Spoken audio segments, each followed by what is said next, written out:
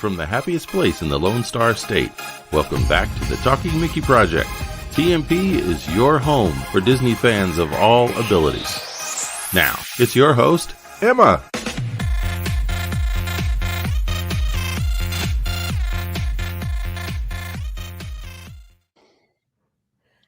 Welcome to... Hi, Emma.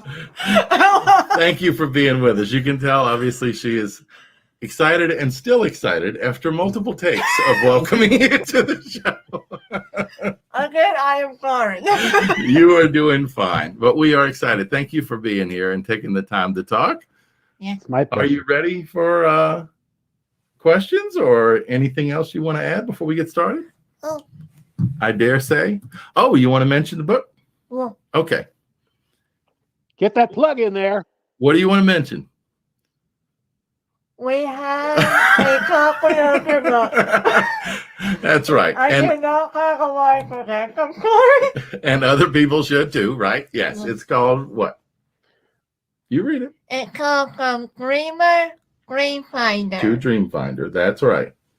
And the subtitle is A Life and Lessons Learned in 40 Years Behind a Name Tag by RON SCHNEIDER. And this is one that we may, if we can, we might actually try to mail to you or something. Maybe we can get you to sign. I'd be delighted. Oh, we could do that because Emma's going to want to send you a thank you note anyway, so we can include it. Include a button. Including one of her buttons. That's right. Good. All righty. Well, we have 16 questions.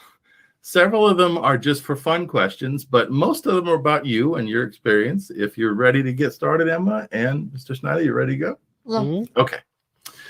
Oh, here's number one. Okay. These are two questions, by the way. Well, it's built into one. You got it. When did you become a Disney fan?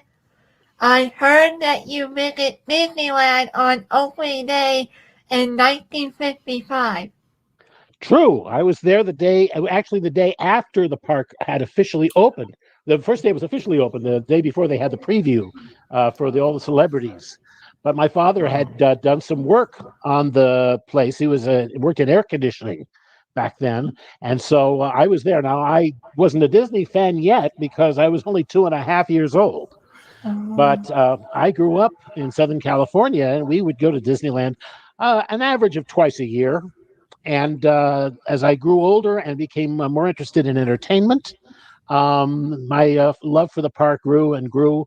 I became a hardcore fan the day that Walt passed away, December 15th of 1966.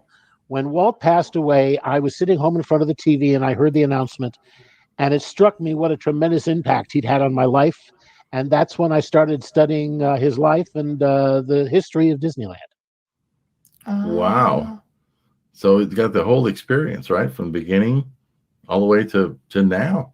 Yeah. That's pretty amazing. Emma has been a big fan of Walt over the years and still has been. And we went to Disneyland back in November of 2019 for the first time. Thankfully, before all the crazy stuff happened.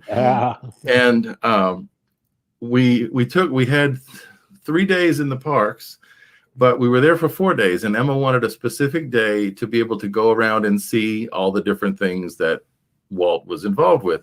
So we went, first of all, to see Walt and Lillian's graves, right? We went to the gravesite. We have that. That was one of the things Emma wanted to do, was to pay her respects. We went to the Tam O'Shanter. Yeah. We went to the carousel, and we drove by the studios. Didn't get to go on the studio lot. What else? Was that it?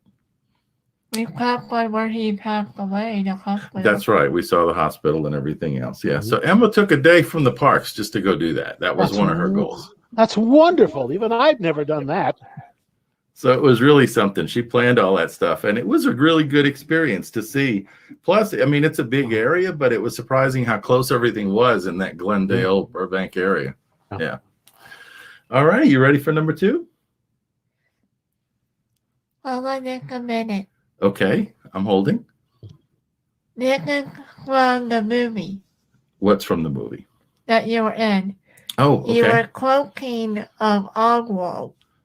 Oh, you were talking about Oswald. Mm-hmm. Oh, What What was that? Oh, that you have a statue of Oswald. Okay, So yeah. I see him there. That's right. In the film, we watched the film, The Further Adventures of Walt's Frozen Head yesterday, and it was really cool. And you playing the part of Walt's Frozen Head was awesome. You did a great job. And then, yeah, when you made the reference in that film to Oswald, like giving up the rabbit or something, I believe You're the one who, they shouldn't have given up that rabbit. That's right. Her eyes went like, because she's a big Oswald fan too. All right, you ready for number 2 now? Yeah. Okay. Okay, back on topic. All right. What made you want to become a performer, and when did you know that you wanted to become the Greenfinder? Good questions. I got my idea of performing primarily from television show hosts in Southern California. Back in the 50s, there were a lot of kid shows on during the day, in the afternoons, after school. The local television stations, there were like 4 or 5 of them back then in Los Angeles, and they all had people who would host shows for kids, showing cartoons. And there was Paul Winchell. Paul Winchell is the voice of Tigger. Mm-hmm. He was a very famous ventriloquist back then, and he had a show called Winchell Mahoney Time with Knucklehead Smith and Jerry Mahoney. And Jerry Mahoney and I are on the cover of that book, by the way. There's a picture of me with my Jerry Mahoney dummy. Sherry Lewis was a magician. Mark Wilson was a magician. Sheriff John, Engineer Bill, all these people were kid show hosts. And they would be on the television. They would be live. And they'd be talking to me and entertaining me. And that's where I first got the idea that I might want to do the same thing, that I might want to be a performer. As for Dreamfinder, the first time I heard about Dreamfinder was while I was working at Disneyland at the Golden Horseshoe Review, the Wild West show there. They had a presentation just for the employees at the Disney University where they train the employees. And Tony Baxter, man who created Journey into Imagination, was there, and he was talking about this new ride that he was working on for EPCOT back in 1982. He held up a picture of Dreamfinder and Figment and said, this is going to be the only Disney character at EPCOT. There's going to be no Mickey Mouse or Donald Duck or Goofy. It's just going to be this guy and the dragon. And I took one look at those characters and I went, that's for me. I want to be that guy who does that. And because I had my background in performing and magic and puppetry and all those other things, I was able to walk into my boss's office and say, I want to do this job. And I got the job. All that preparation came together right there. Exactly. Isn't that cool? Yeah. All right. You ready for number 3? Yeah. Okay. How did you introduce Greenfinder and Figment to people before the attraction opened in 1980? Another question. How did people know who we were? Because the first time that I really appeared in public as Dreamfinder was in the Orange Bowl Parade in Miami Beach. I was on a big float that recreated parts of the ride for our sponsor Kodak. And I'm out there. It's a nighttime parade, and I'm going down the street, and everywhere I went, everybody knew who I was. Everybody knew it was Dreamfinder, and they were calling "Hello, Dreamfinder." How did they know who I was? Well, I'll tell you. When I was a kid, when I would see an ad for Disneyland in a newspaper on television, my eyes immediately went to the characters. I wanted to see, where's Mickey? Where's Mickey? And that's the same way today. It had pictures of me on all the ads and all the articles about the park. And people, the kids, their eyes went to that. What is that? Who is that? And I think that's how they found out who I was. When the park opened in 82, the ride wasn't ready yet. And I was turned loose inside the park. I was wandering around Imagination, but we didn't have the ride yet. But people still pretty much knew who we were. On top of which, I was a crazy professor with a dragon, so I was going to draw a lot of attention anyway. That's right. That's pretty neat. I didn't realize that. Yeah. That's cool info, huh? You ready? Yeah. All right. We'll move on to number 4. What was it like being a part of EPCOT Center like at that time? Was it exciting? There is nothing more exciting than opening a new theme park. It is a one of a kind experience because nothing is ready. You've got a hard date that you're supposed to open. You've told everybody in the world we're going to be open. You booked the television cameras to come in and all the celebrities and stuff like that, but everything's at the last minute. And so I was kind of turned loose. They gave me my dragon, they gave me my costume, and I went over to the Imagination Pavilion, which is way on the other side of the park from all the offices and everybody else. And I had to fend for myself out there. I had to find a dressing room. I had to find a break area. I had to figure out how I was going to do my sets, where I was going to come and go on stage, backstage. And so that was quite exciting. But I've opened, I think, 5 different theme parks in my life. We opened Magic Mountain. I opened Spilling Corners. I opened Universal Studios. I opened Epcot. And it's always very, very exciting. There's a terrific spirit among the people who are working there to pull something together. And very often we're doing it by the skin of our teeth. So it's a lot of fun and very, very exciting. Yeah, and it was such a different thing than what people were used to going to Magic Kingdom for or Disneyland. So it probably was a unique kind of challenge. At the same time, it had to be a lot of fun because you were really the face of the park in a lot of ways. I mean, it didn't have any other character. It's hard, I'm sure, for Emma, we've talked about this in the past, that there weren't the other characters there. I mean, at all. And even when they added the Frozen characters, it created a little bit of a stir because people were, the people, I guess, like me, that grew up with what EPCOT Center was, saw that kind of going away, and I guess even more. But it was a different place. To me, it was really exciting at that age, I guess. I was probably middle school to high school, something like that. I'm trying to remember. Probably middle school. I remember riding those from. Yeah, well, I'm sure you do. It didn't change that long ago, huh? No. All right, you ready for number 5? Yeah. Okay. From your experience, was performing at Disneyland different than performing at EPCOT Center? Very different, very different. In my career, I wanted to explore all different forms of performing in theme parks. That's a unique kind of entertainment because the show that I'm putting on is not the show that the guest is paying to see. They're paying for an experience. They're paying for what they get from what I do. And so in every condition that I performed, sometimes I'm on the streets, sometimes I've been on stage, sometimes I've been standing on a genie lift in the middle of a lake. I've done all these different things over the years. Now, the Golden Horseshoe at Disneyland, I was performing in a beautiful air-conditioned theater. And the audience had stood in line for reservations, and there were 310 of them in this one room, and they were there to see a show that had been running for 25 years. And it was all about comedy. And they just had to sit and laugh, and I had to get up there and be funny. Now we go to Epcot Center. I'm outside.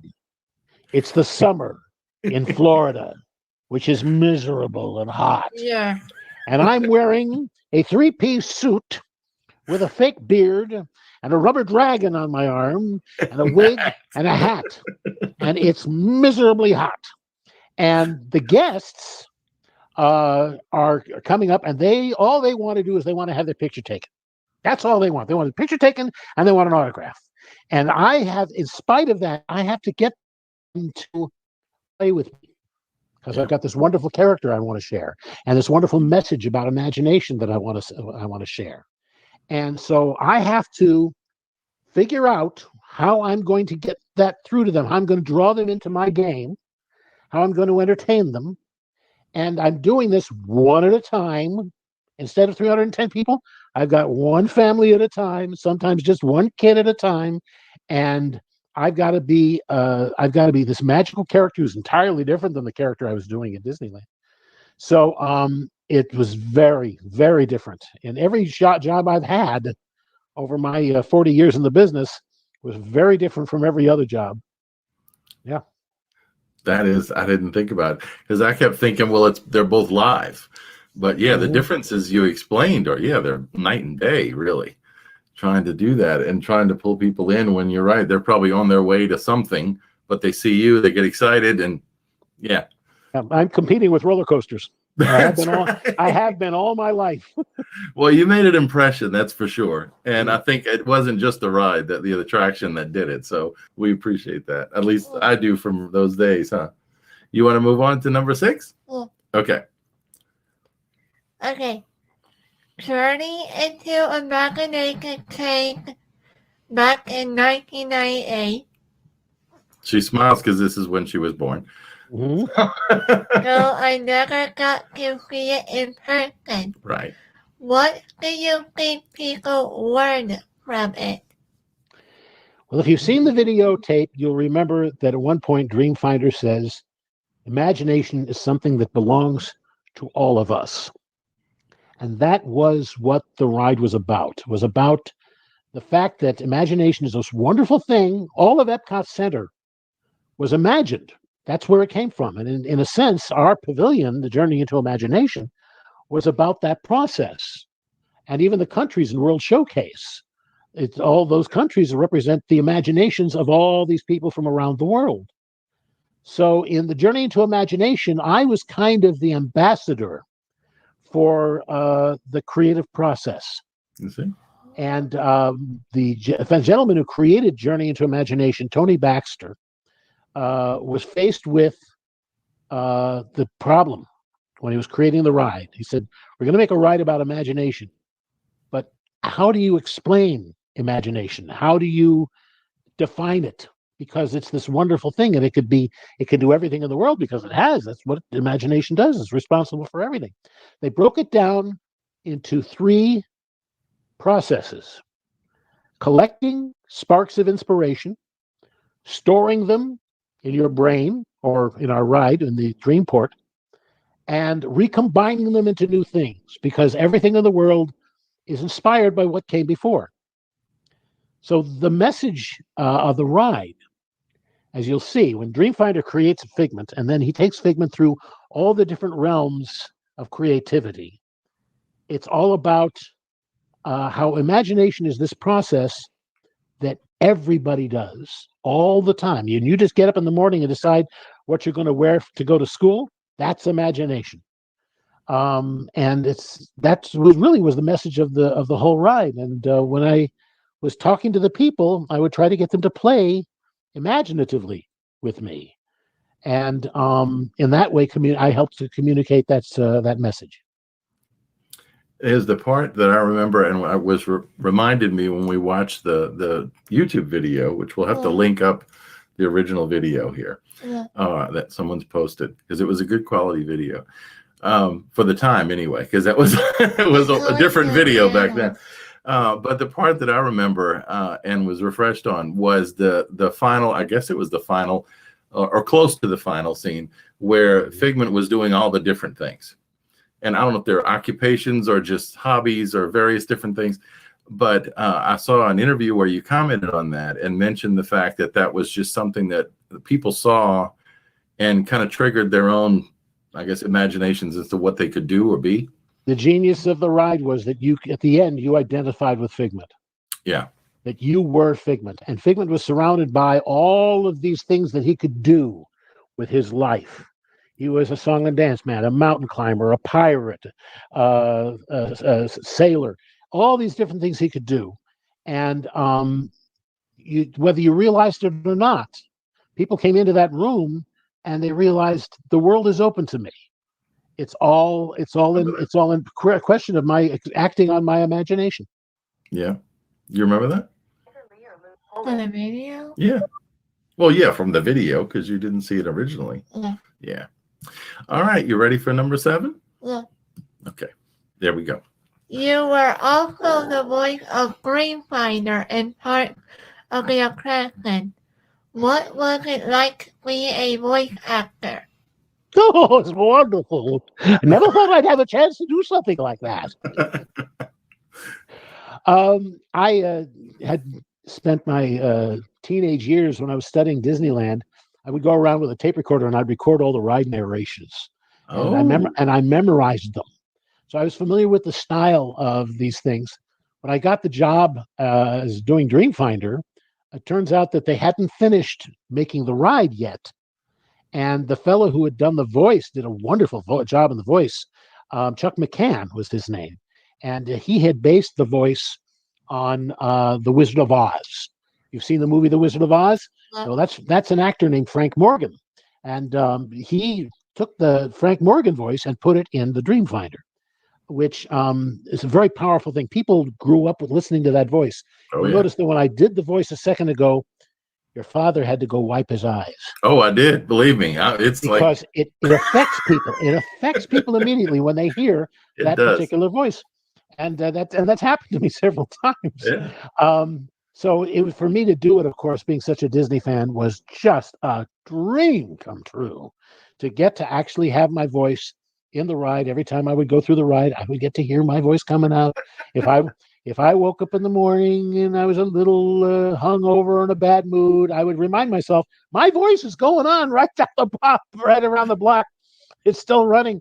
And I got to do other voices too for Disney off and on. I used to, when they did Mickey's Birthday Land, I wrote Yeah. and narrated the train narration for that. And it's a wonderful feeling to be able to contribute like that. Well, and I guess the other thing is it's a different kind of performance, right? Because you're talking to a microphone and maybe someone in a booth, but Mhm.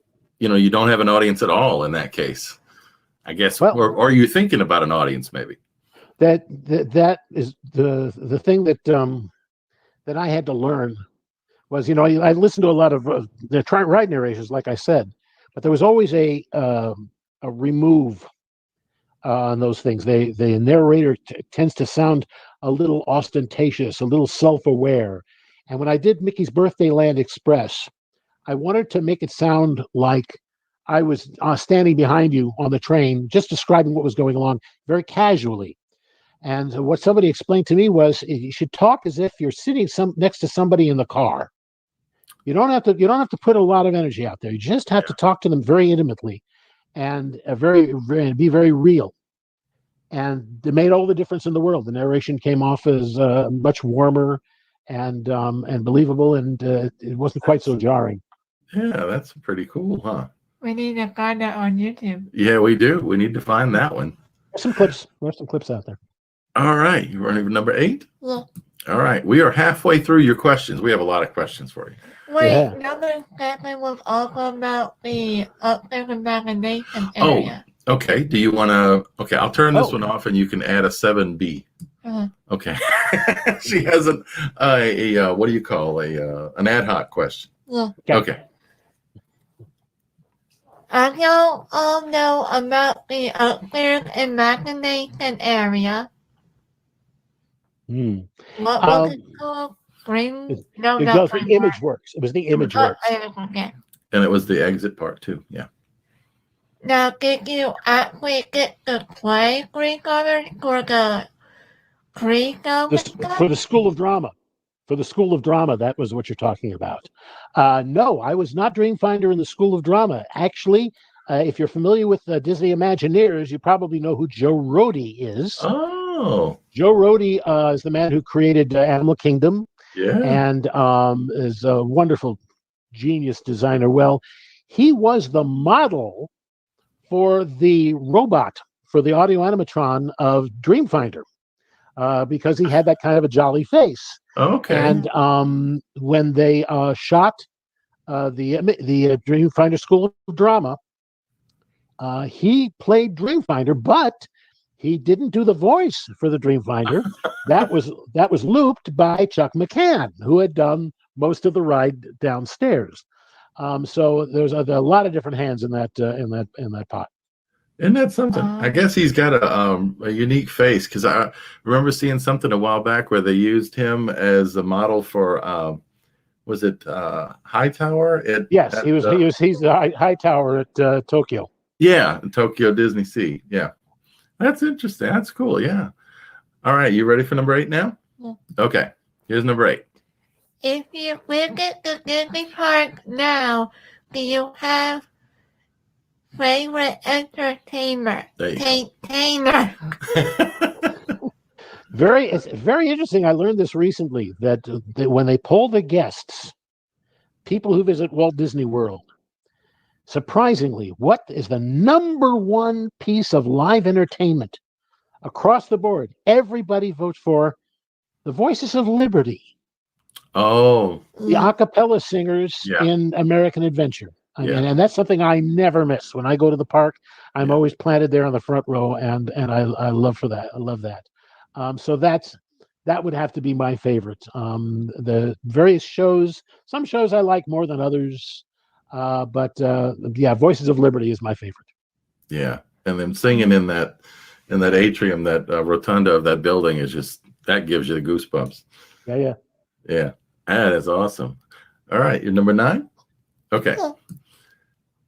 Having worked with Wally Vogue. There you go.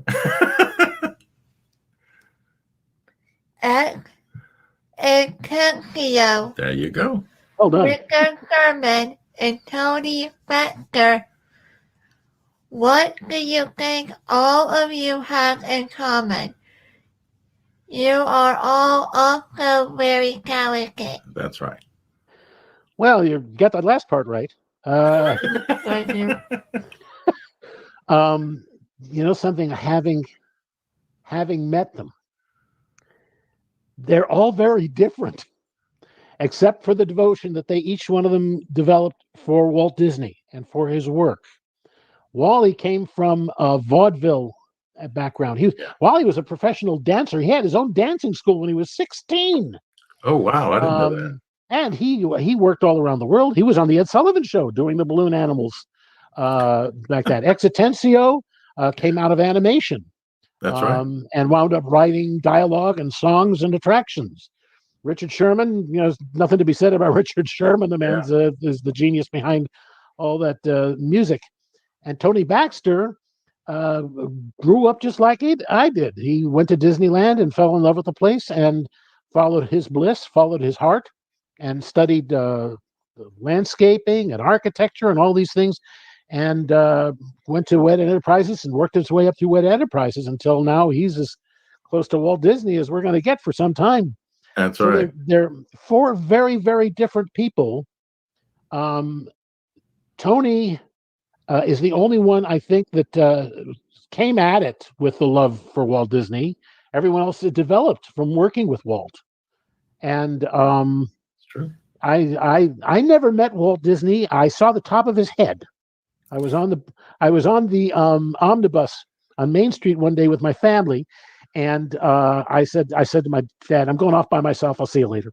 I went up on top of the omnibus, and then I looked down, and my sister Lisa was running after the bus, going, "Ronnie, Ronnie, Ronnie," because Walt Disney was in the crowd behind her. So I figured I must have seen the top of his head. I met his daughter. Oh, wow. At the Disney Family Museum, which I heartily recommend. Ron Miller, his son-in-law, was there, and he introduced me to Diane Disney, and I got to kiss her hand, and she was very, very sweet. No, I think everybody comes at it from a different perspective, but we all united in our affection for Walt. That's a good one. Yeah, that's really awesome. All right, you ready for number 10? Yeah. Okay. There you go. You have said that Walt Disney had a big impact on your life. How did Walt inspire you? Well, of course, I grew up watching the Mickey Mouse Club, which was always a bit of a disappointment for me because I was hoping there'd be all these shows from Disneyland, and they didn't do very much from Disneyland. I grew up watching Wonderful World of Color, and but then I didn't care for the Westerns. I didn't care for Davy Crockett or Johnny Tremaine or the animal shows. I wanted shows about Disneyland. Yeah. And when they had those, and you can see most of those on YouTube now, I was just nailed to the TV. And there was no video recorders back then, so I'd make an audio tape. I had my little reel-to-reel, and I'd make an audio tape. So that's the way that personally, seeing him walking through Imagineering and talking about what they were going to be working on in the future. I found that terribly inspiring. And when I was doing Dreamfinder, I got to do some of that. I got to walk through the Imagination Pavilion before it was open and talk to people about what was going to be in the building. And that was a magical thing too. That is. That's a lot like he did. Yeah. But his dedication to quality and the fact that he didn't like to repeat himself. He believed in the best in people. He would stand for no nonsense, but he was always trying to improve what he did. You know, we've got to a point now in our day where Imagineers can't talk about what they're working on. Walt always talked about what he was working on because he wanted to see your reaction. When he told you a story, he wanted to see what, you know, and there's this one moment in this Pirates of the Caribbean television special where he's talking to the girl and he says, you're going to fall up a waterfall. You look at the look on his face and the reaction in her face. Yeah. And you can see everything in the world about the man right there. The thing about Walt Disney was he was just a guy who had to make things better. It wasn't, and with animation, he took animation for what animation was, and he made it more lifelike. He made films more friendly to the family, and he inspired. You know, he was the one who created stereophonic sound for the movie Fantasia. That was his invention. Yeah. And look what he did to amusement parks. And that's what I find most inspiring. And I think, I'll tell you something, I think that's the reason that you and I love Walt Disney now. Not for what the company is doing now, because half of what the company does now today is wonderful, and half of it's okay. Yeah, exactly. You said it. But for what Walt accomplished while he was on this earth, the films he did and the impact he made, that's why people like you and me are so devoted to his memory, and always will be, I think. Yeah, that's well said. You agree? Well, yeah. All right. Well, the next few questions are all for fun. Okay. And we'll see. These are, you have to make some tough decisions on some of these. So we'll see. No. You ready? All right. Number 11. If you could only watch one Disney film in the future, which one would it be? This is going to surprise you. It's got to be Tomorrowland. The movie about, yes, that to me is one of the greatest films. It was not a big success, but if you watch it, it's a film that needed to be made. It's got a message in it that's very, very important. We've not seen it, I don't think. I think we have. I don't think so. Well, we're going to have to see it one way or the other. Sorry about that. It's not. I mean, it's very entertaining, and there's amazing stuff in it. But the message of the film just struck me very much. And there's a lot of Disney films I love, but if I could only watch one again, it would be Tomorrowland. All right. Well, that gives us an assignment, I think. Ooh. All right, number 12. You ready? You know what mine would be? What would yours be?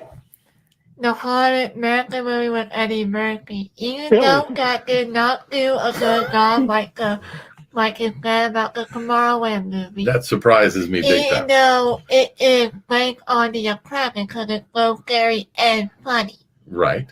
I agree. I enjoyed that one too. And I know a lot of people were not wild about it, but I thought it was very entertaining. I loved Madame Leota, and I loved the singing statues in that film. Were wonderful. I didn't know that.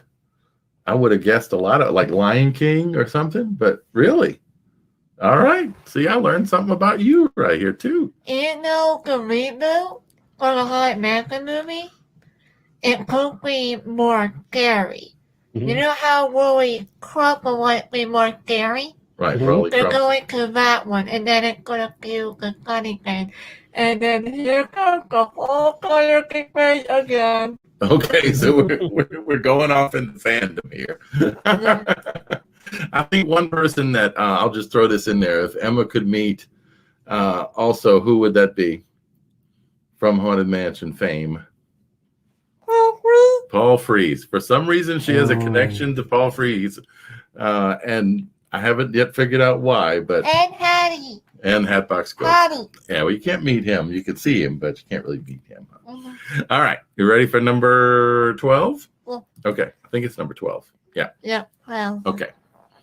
If you could live in any theme park, resort, hotel, which one would it be? Oh, wow. Well, I celebrated my 50th birthday at the Grand Californian at Disneyland. That was fun because we had the suites and it was real fancy. But I think probably I would choose the Poly. I would choose the Polynesian. My fiance and our kids, we stayed over there. They stayed over there. I was living nearby.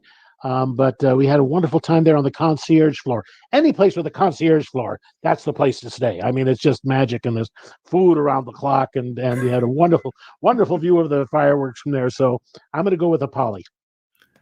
We stayed there one year. I think it was in 2009, maybe. Yeah. At the concierge, and I know what you mean. That lounge is beautiful with the views, and oh yeah.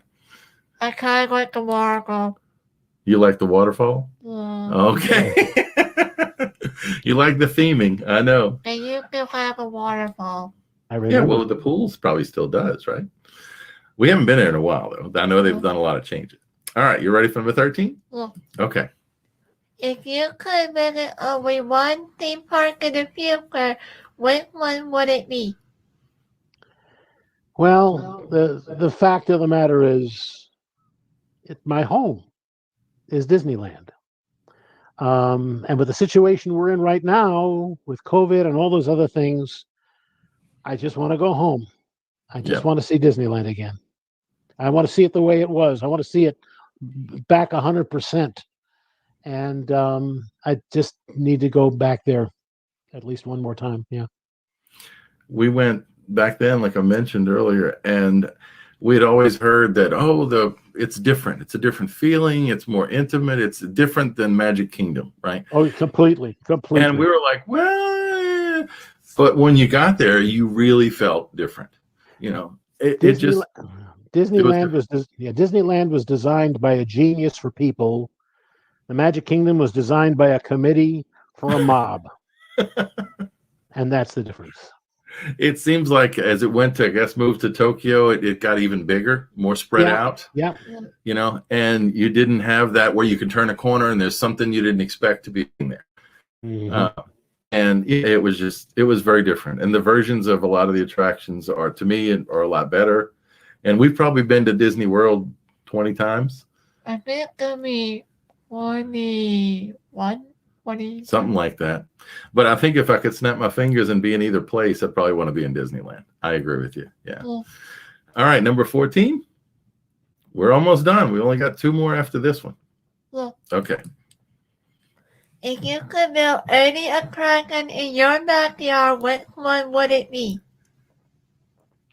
Oh, wow. I would, you know what I would build? I'm going to give you 2 answers for this. An attraction that I miss terribly and would love to see again, and in fact, I'd love to have it in my backyard, was the old mine train through Rainbow Ridge at Disneyland.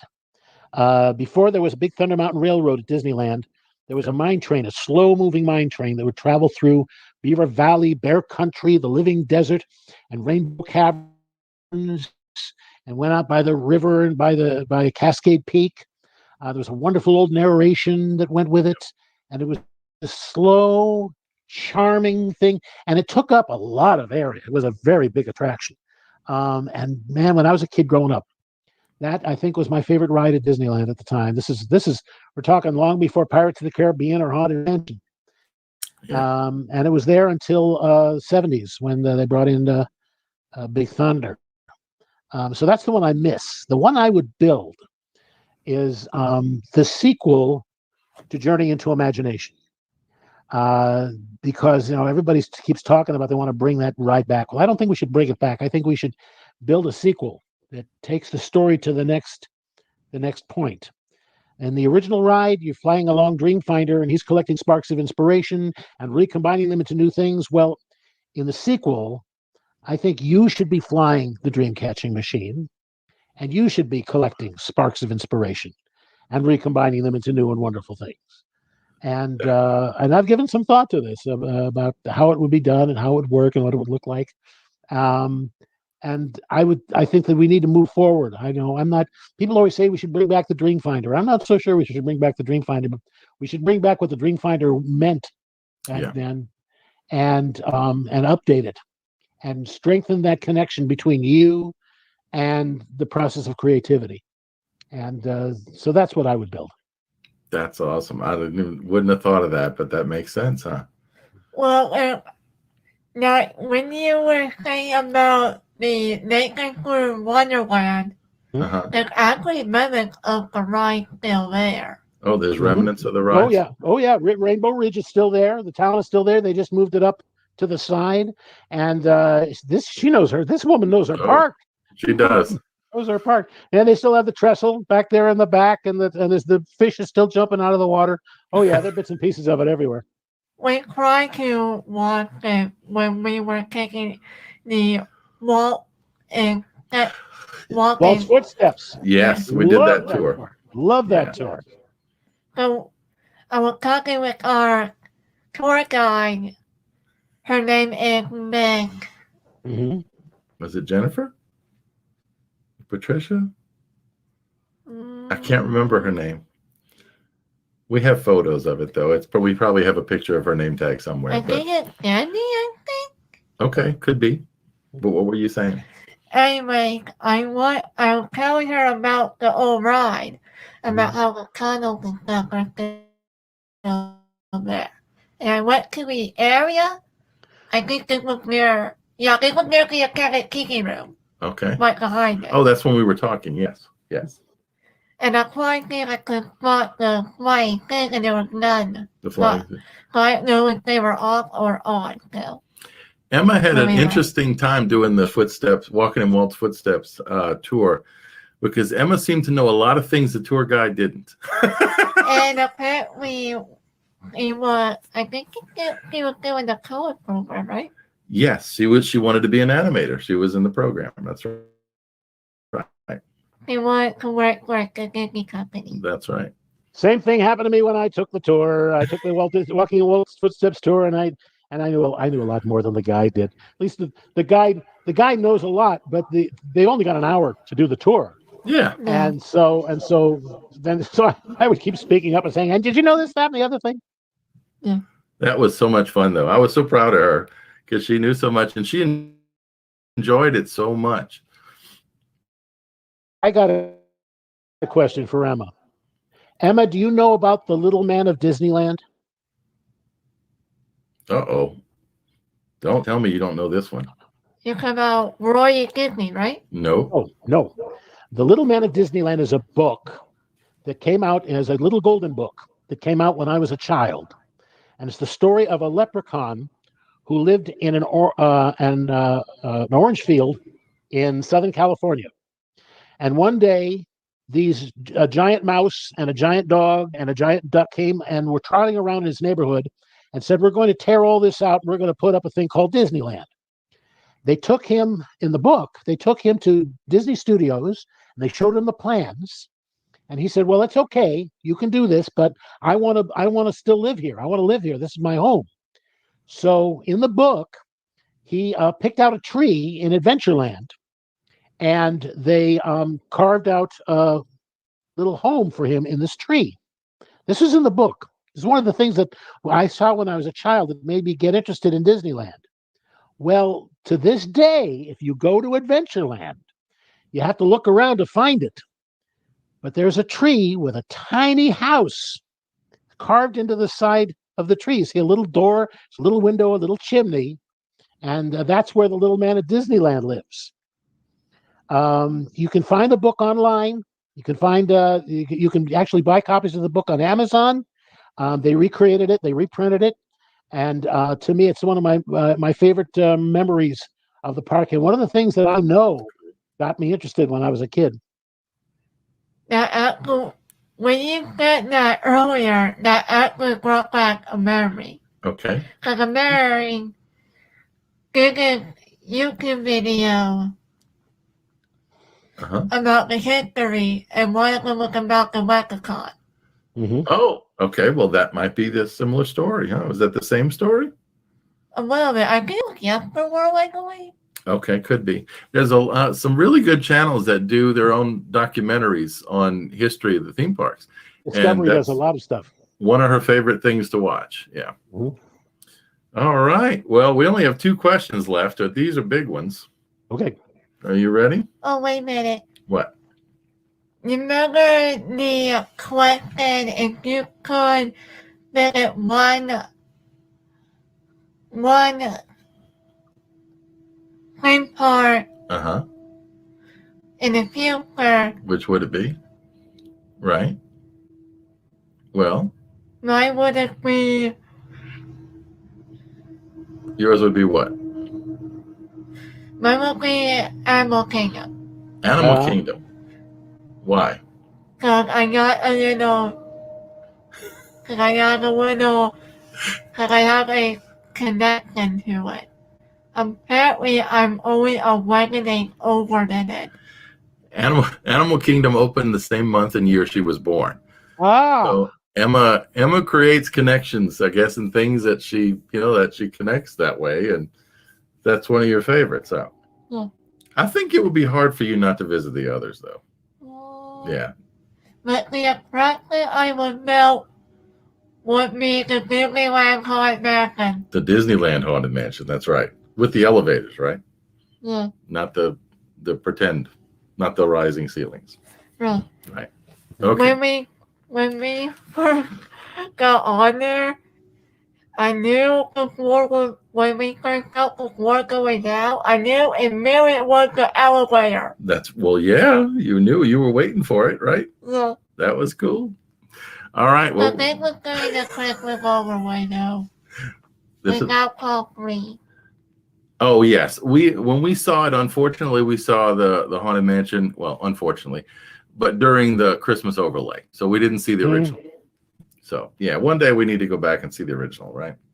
I think they're working on doing the Christmas overlay They right are, now. yeah, right now, yeah. All right. Well, we got 2 more questions, and these are big ones. Yeah. All right, you ready? Yeah. This is number 15. If you could ask Walt Disney himself one question today, what would it be? Oh wow. That's a tough one. I don't know. I just don't know.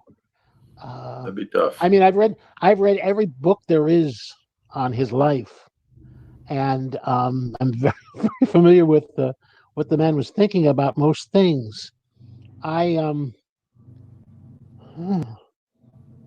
a tough one. Let's go to the next question. I'll come back to this one. Okay. Oh, I got mine now. Okay. Well, all right. We'll come back to it though. Okay. Yeah. This is the last one. What advice would Greenfinder and you have for a YouTube career and entertainer like me? Hang on to that wonderful guy next to you, because he's absolutely the greatest father I've ever seen in my life. Oh my goodness. I don't know about that. I'm trying a little bit, huh? This man is a gem and a treasure, and I have never been so impressed with one man's performance online. I have been interviewed dozens of times since the book came out, and this is the most charming and most fun podcast I've ever been a part of.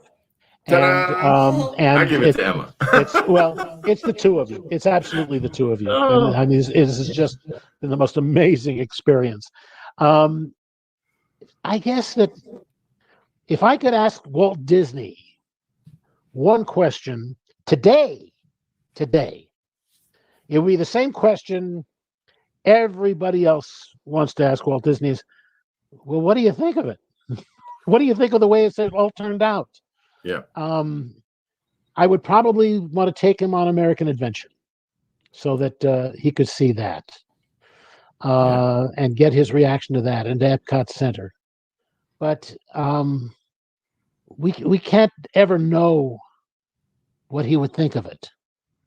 I mean, this is the man who wanted to let people into Disneyland free in 1955, but his brother convinced him to charge $1 to keep the riffraff out. And I know that his reaction to when he saw the prices posted now would be something else entirely. Yeah.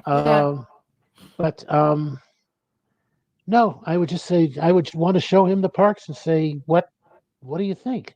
You know, I don't think we can second guess Walt on any of that, because his mind was always changing, was always evolving. He was always going from one project to another, and that's part of his genius, that he knew how to use his imagination. One of the biggest things that's made me kind of waffle back and forth in thinking about, because the first question I would say is, yeah, what do you think? But it would be, what do you think about what they did with EPCOT? Because it's not really anywhere close to what the original vision was. And I always think, well, maybe he'd be disappointed, but at the same time, given the technology and everything else, he might be like, oh no, this is cool. This is not what I thought of, but maybe this is cool. What do you think based on reading how he thought about other things? Well, I mean, look at his first plans for Disneyland. Yeah. You know, there was nothing like what it turned into. Everything he touched, from the original concept to the final product, evolved immensely. And in the art of theme park, the final product is influenced by so much more than just what is written down on the paper or what the original concept is. Budgets come into it, and land comes into it, and technologies come into it. Yeah. And that's the fascination. That's the miracle of it. We create, we deal creatively with operational realities. We make magic in the real world. So we have to have a wastebasket every 10 feet. And we have to have restrooms, and we have to have health violations and OSHA and all this stuff going on to it. And within that bubble, we have to convince you that something magical has happened. You're flying over Neverland and all of that. That's right. And that's the science. That's the miracle of what we do. For me, as a performer, the challenge was, okay, I got to go out there. I got to do 8 sets a day. I got to go out there for 30 minutes. I've got to animate this dragon at the same time that I'm wearing all this stuff. I have to deal with all those people, and all they ever want is to have their picture taken. And yet I have to create a magic moment. Yeah. And this art form that Walt Disney originated has evolved and will continue to evolve. I think it's just, especially where live performance is concerned, it's just now starting to hit its stride, and we're starting to find new things, new ways of interacting personally with people. That's the future of the industry, I think. Well, and they're doing the new Star Wars hotel, and they've done Galaxy's Edge.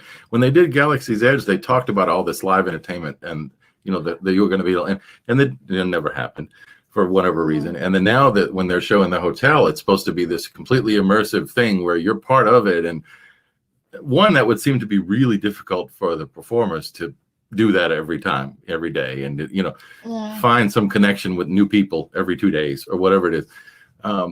But do you think it's going to happen?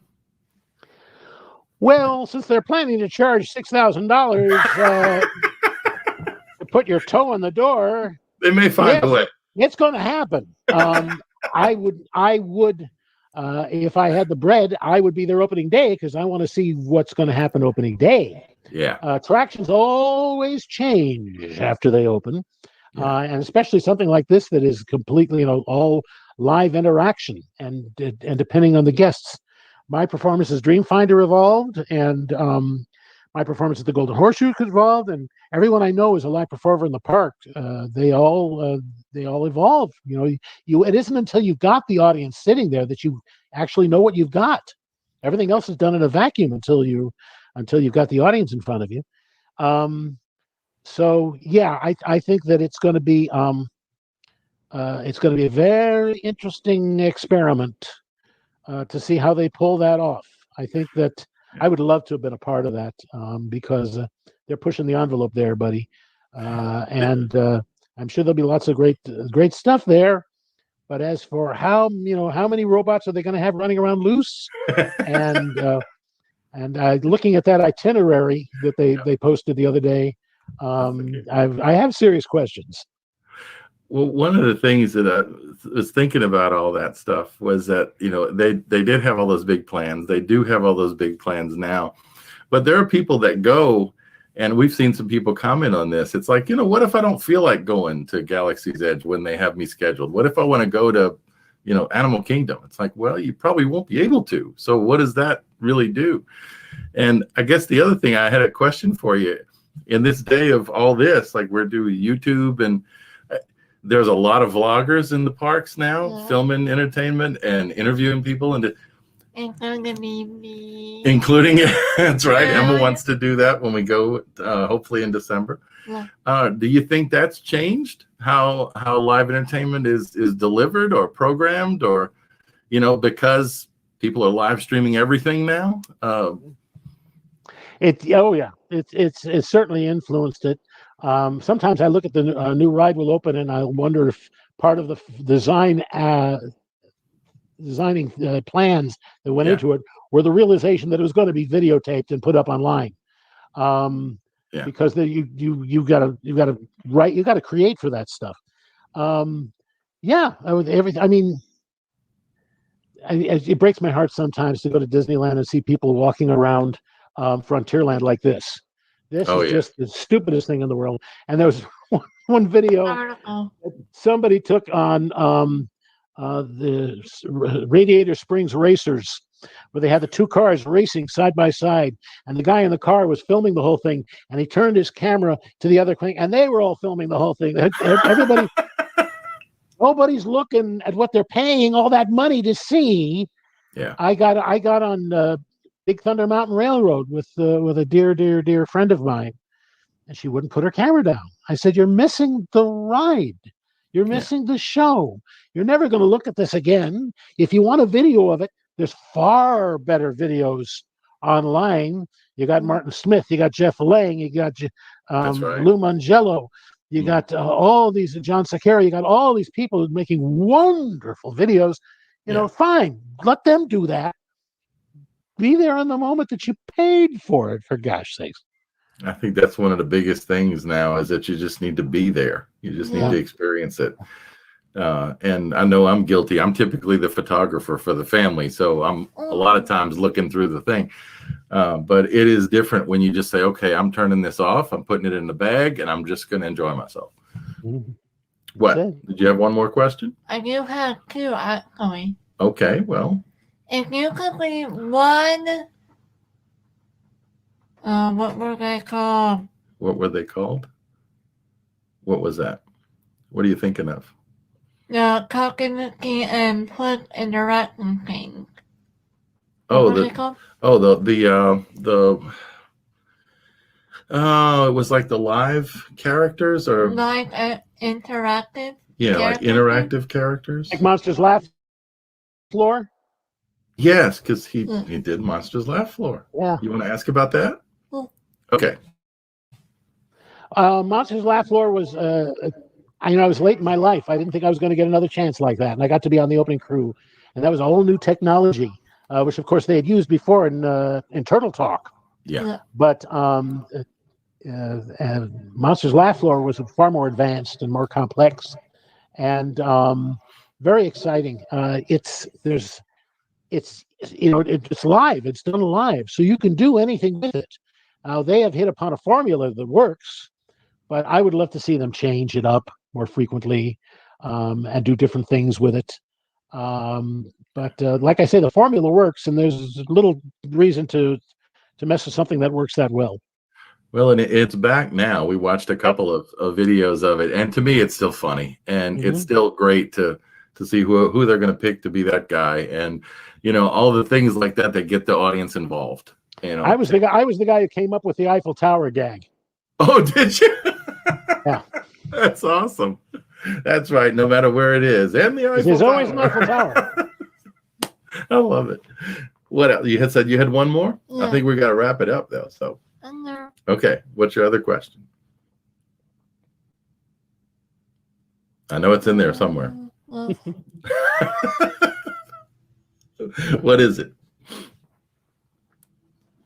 If you could go back in time to what when over Accredited were there, which one would you ride for a whole day including night?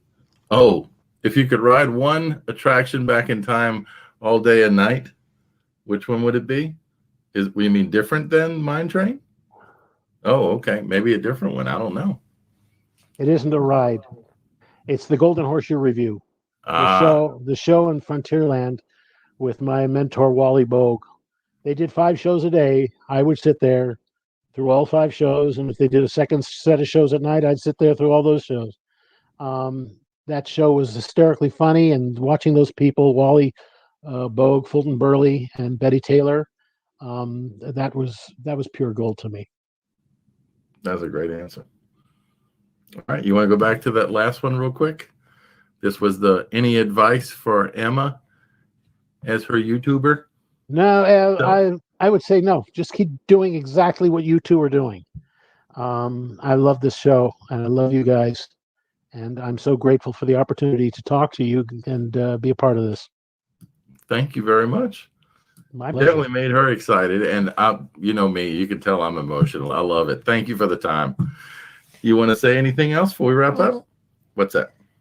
America question of if you would ask Walt Disney one question, what would it be? You want to ask what question you would ask? Yeah, what?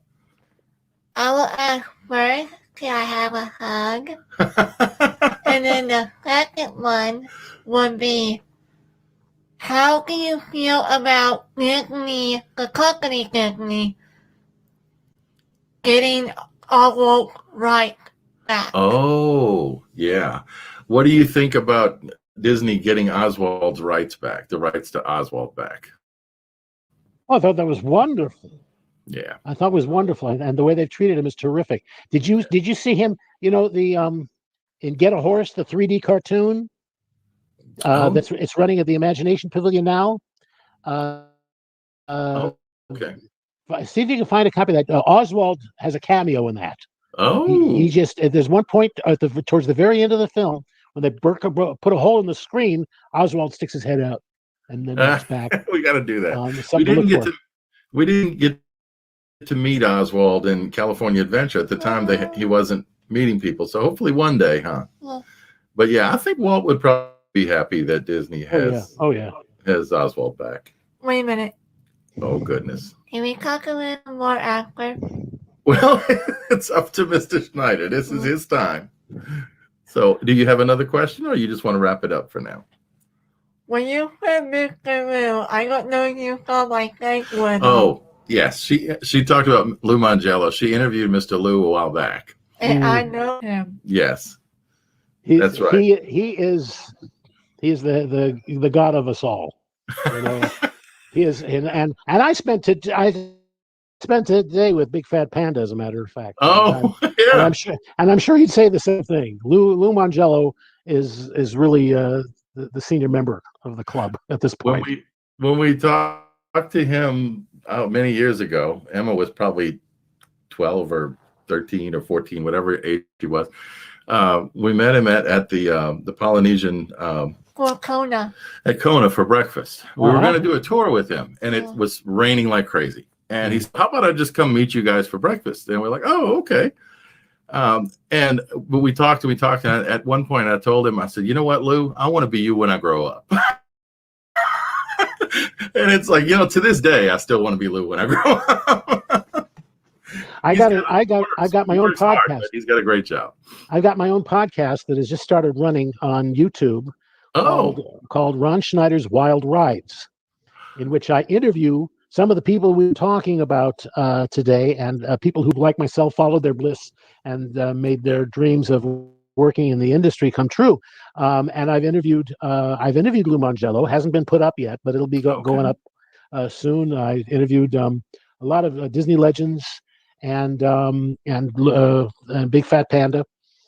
So keep an eye out for that. I'll see you guys on Facebook, of course. Yeah. But check out what Ron Schneider's Wild Rides. We just started posting new episodes. We'll link it all here to ensure that. Good deal. All right. Well, you need to say thank you. Thank you, Mr. Collier, to be on the show. Oh, Emma, thank you so much. I so appreciated this. You people are just wonderful, and I cannot wait to see this posted online. It'll be Wednesday night, and we'll do our live stream. This will be the majority of the live stream. We'll do a little intro, and then it'll be a little close at the end.